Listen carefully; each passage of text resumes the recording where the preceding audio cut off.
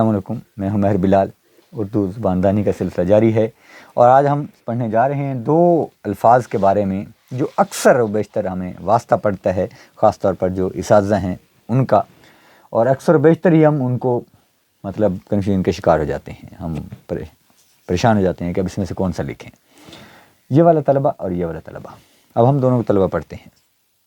بعض اوقات یہ لکھا ہوتا ہے، بعض اوقات وہ لکھا ہوتا ہے، کچھ کہتے ہیں یہ ٹھیک ہے، کچھ کہتے ہیں وہ ٹھیک ہے، پھر دونوں ٹھیک ہیں، دونوں اپنی اپنی جگہ پر ٹھیک ہیں۔ یہ ہے طلبہ اور یہ ہے طلبہ، تلفظ کا فرق۔ سب سے اہم بات یہ کہ آپ تلفظ کا دھیان رکھیں گے، جب آپ بولیں گے، جب آپ کہیں گے طلبہ تو اس کا مطلب خود سمجھ جائے گا کہ یہ کون سا والا لفظ بول رہے ہیں، طلبہ اس کا مطلب چل جائے گا کہ دوسرا ہے۔ اب دونوں اپنی اپنی جگہ رائج ہیں، ایسے الفاظ جو دونوں ہی رائج ہوں اس کے بارے میں ہمیں احتیاط تھوڑا زیادہ کرنی پڑتی ہے۔ اب طلبہ یہ طلیب کی جمع ہے، طلیب سے مراد وہ جو طلب رکھنے والا ہے، طلب رکھنے والا، چاہت رکھنے والا، ٹھیک ہے جی، چاہت رکھنے والا، تلاش کرنے والا، یہ سارے اس کے مطلب میں آ جاتے ہیں۔ تلاش کرنے والا، جستجو کرنے والا، اب یہ سارا طلیب کے معنوں میں آ جاتا ہے۔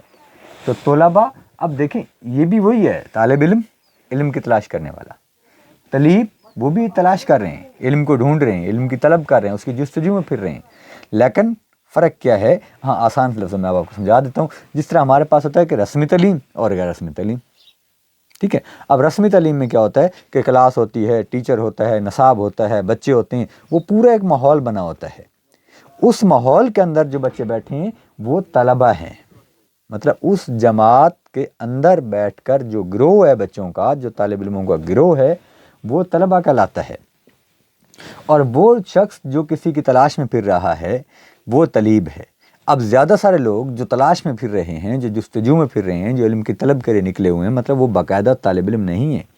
لیکن وہ علماء کی صحبت میں بیٹھے ہیں، ان کی سنگت میں بیٹھے ہیں، لائبریریوں کے اندر بیٹھے ہیں، کہیں سے بھی علم حاصل کر رہے ہیں، اس کی جستجو میں لگے ہیں، تو وہ سارے کے سارے طلیب ہیں۔ اب جس طرح آپ لوگ ہیں، اب بہت سارے طالب علم پورے پاکستان سے بلکہ پوری دنیا سے ہیں جو ہمارے چینل کے ساتھ جڑے ہوئے ہیں، ہم سے پوچھتے بھی رہتے ہیں۔ اب جو میرے سے پوچھتا ہے سوال، میں اس کا نام لکھ لیتا ہوں اس کے شہر کے ساتھ،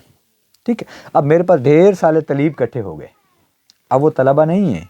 طلیب ہیں، طلبہ ہیں وہ سارے کے سارے، کہ جب میں ان کو دیکھتا ہوں میرے ذہن میں ایک لسٹ بن جاتی ہے کہ یہ ان کے سوالات ہیں، یہ ان کے مسائل ہیں، تو وہ سارے لوگ جو باقاعدہ کلاس میں نہیں ہیں لیکن علم کی تلاش میں ہیں، علم کی جستجو میں ہیں، اس کی طلب میں ہیں، وہ طلبہ ہیں۔ اور جو جماعت کا گروہ ہے وہ طلبہ ہے۔ تو آپ اس بات کا خیال رکھیے کہ جب بھی آپ کو اسٹوڈنٹس،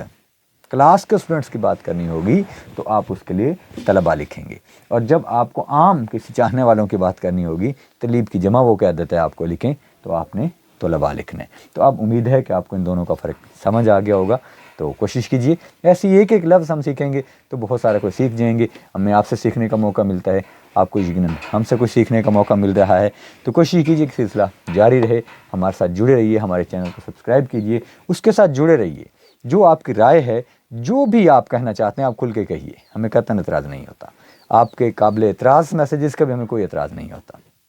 کیونکہ آپ یقیناً کوشش کر رہے ہوتے ہیں ہمیں کچھ نہ کچھ سکھانے کی، کچھ سمجھانے کی، اور ہم کوشش کرتے ہیں کہ اس سے سیکھ کے، اس سے سمجھ کے خود کو بہتر کریں، کیونکہ جیسے جیسے ہم بہتر ہوتے جائیں گے ویسے ویسے ہمارے اسٹوڈنٹس بہتر ہوتے چلے جائیں گے، ویسے ویسے وہ سب لوگ بہتر ہوتے چلے جائیں گے جو ہم سے